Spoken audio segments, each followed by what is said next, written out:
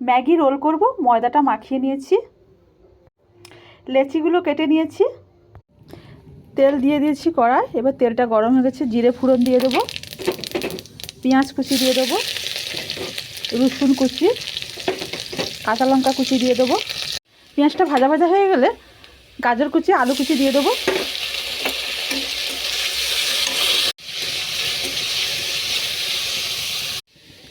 এবার হলুদ গুঁড়ো, লঙ্কা গুঁড়ো, লবণ দিয়ে দেবো।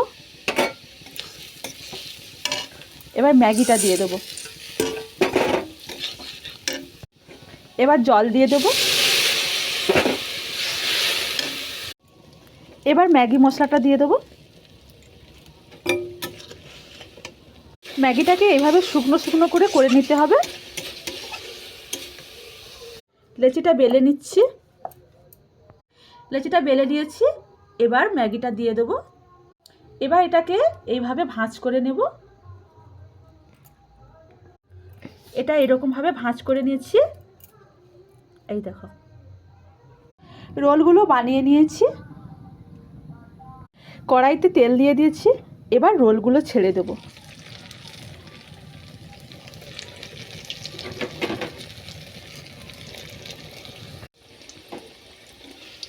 এগুলোকে লাল লাল করে ভেজে নিতে হবে।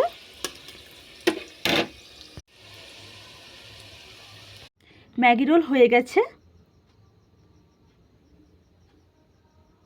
এইভাবে একবার করে খাবে, খুব দারুণ লাগে।